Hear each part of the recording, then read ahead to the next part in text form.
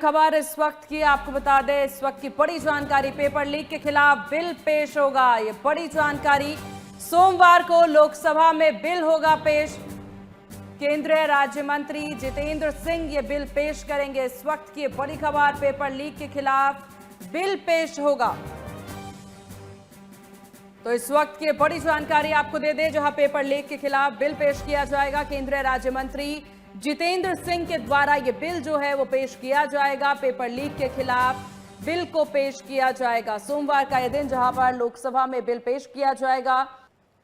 और इस विषय पर चर्चा के लिए हमारे साथ पॉलिटिकल एनालिस्ट डॉक्टर नरेंद्र जी हमारे साथ बने हुए हैं। सर, बहुत स्वागत है आपका MH1 पर।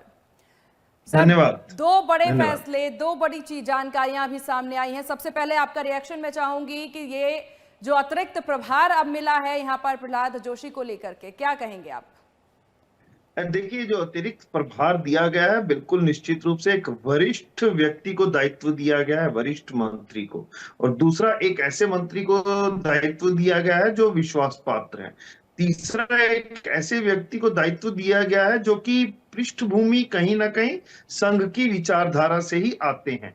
इसका सीधा सीधा मतलब ये निकल करके आता है कि व्यक्ति चाहे बदल दिया सरकार ने, धर्मेंद्र प्रधान को इस्तीफा देना पड़ा और जाना पड़ा, लेकिन उनके द्वारा शुरू की गई शिक्षा नीति में आमूल चूल परिवर्तन, जो नई शिक्षा नीति और शिक्षा के साथ जो उन्होंने प्रयास किया कि संस्कारों को जोड़ा जाए, तो उसकी निरंतरता सरकार कायम रखना चाहती है।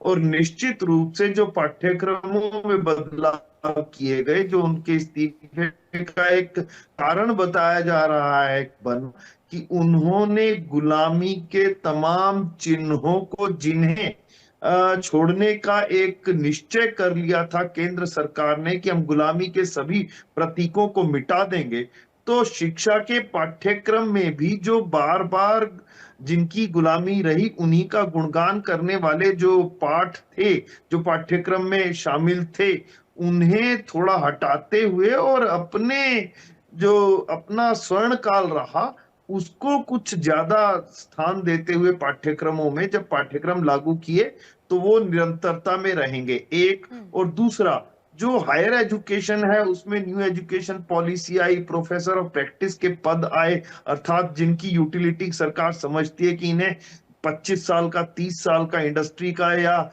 कहीं भी गवर्नमेंट ऑफिस का अपना एक अनुभव है, और ये विद्यार्थियों के साथ उसको विद्यार्थियों वो प्रोफेसर ऑफ प्रैक्टिस रहेंगे, जैसा कि पहले से वो धर्मेंद्र प्रधान चला करके गए। तो प्रहलाद जोशी के आने के बाद उसमें कोई अंतर नहीं आने वाला है। लेकिन नरेंद्र जी देखिए, इस बीच कई सारे नाम सामने आए थे, कई सारे नामों पर अटकलें लग रही थी, लेकिन अतिरिक्त प्रभार जिसे मिला उनके नामों की कहीं से कहीं तक जानकारी नहीं थी, उनके नामों पर कोई चर्चा भी नहीं थी। तो कैसे माना जाए कि यही नाम क्यों चुना गया? देखिए, भारतीय जनता पार्टी अप्रत्याशित फैसले लेने के लिए जानी जाती है। अभी 1 या 2 दिन पहले तक तो आप ये भी नहीं सोच सकते थे कि धर्मेंद्र प्रधान इस्तीफा देंगे या सरकार छात्रों की मांगों को इतनी जल्दी मान जाएगी। लेकिन निश्चित रूप से एक फैसला जब लिया गया तो उसको बहुत तेजी के साथ 2 वरिष्ठ मंत्रियों के माध्यम से, चाहे वो जेपी नड्डा जी रहे हों, चाहे वो जितेंद्र जी रहे हों, तो उनके माध्यम से उसको लागू किया गया। और उसको लागू करने के बाद अंततः धर्मेंद्र प्रधान का जाना, उनका इस्तीफा देना, उनका इस्तीफा स्वीकार होना, और थोड़ी ही देर के बाद अतिरिक्त कार्यभार प्रहलाद जोशी को दिया जाना, तो निश्चित रूप से इसकी चर्चा पहले से ही हो चुकी होगी। और इसके लिए हाईकमान से, या जिसको हम कहते हैं कि प्रधानमंत्री से, अनुमति हो चुकी होगी, तभी ये सभी निर्णय लिए गए हैं। बाकी सभी तो मीडिया और हम सभी की अटकलें रहती हैं।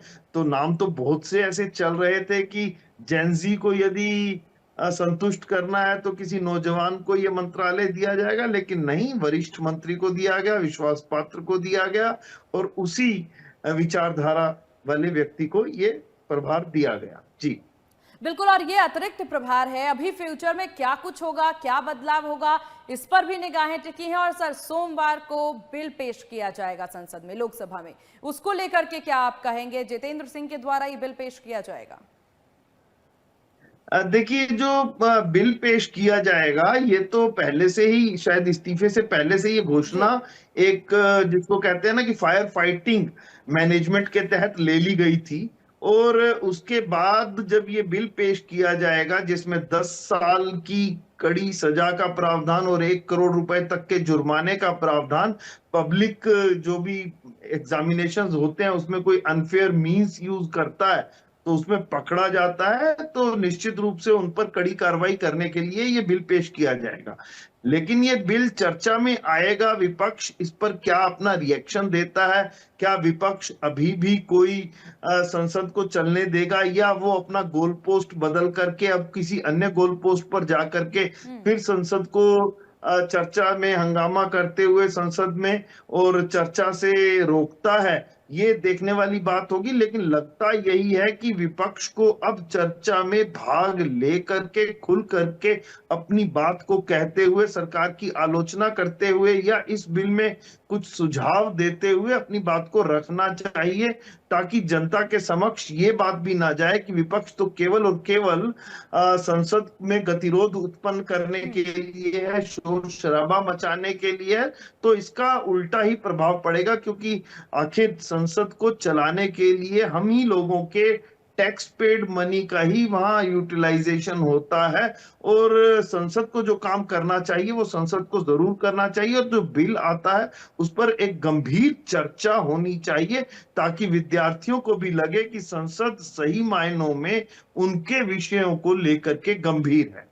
जी बिल्कुल, क्योंकि आज का दिन इतना महत्वपूर्ण रहा है। पिछले 10 दिनों का रिएक्शन का आज एक्शन देखने को मिला, और उस सब की ये तस्वीरें देखने को मिली, जहां पर एक तरफ इस्तीफा होता है, दूसरी तरफ अतिरिक्त प्रभार दे दिया जाता है, तीसरी तरफ बिल पेश होने की बात सामने आ जाती है।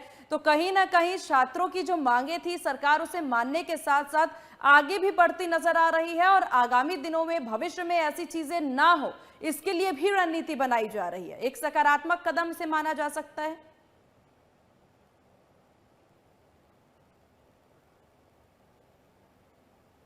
जी बिल्कुल, इसे सकारात्मक, ये जो प्रदर्शनकारी थे और उनके प्रवक्ताओं ने जो ज्वाइंट प्रेस कॉन्फ्रेंस हुई, 2 मंत्रियों के साथ 2 प्रवक्ताओं की, तो निश्चित रूप से उन्होंने ये घोषणा की कि हम शांतिपूर्वक ढंग से वापस अपने अपने घरों में जाएं और जंतर मंतर को खाली कर दें।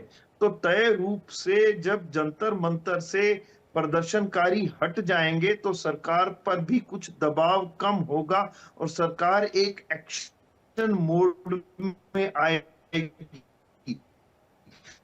अभी प्रदर्शनकारियों ने 3 की मांगों पर आने वाला समय बताएगा कि सरकार गंभीरता उन पर कार्य कर रही है, और वो तय रूप से अब कार्य, तो चूंकि बिल आ रहा है तो 47 अधिकारियों के खिलाफ जो सूत्र बता रहे हैं कि कोई ना कोई क्रिमिनल एक्शन भी हो सकता है या उनके नाम भी एफआईआर वगैरह में आ सकते हैं, तो इसका लगता है कि सरकार गंभीर है और कार्रवाई होगी।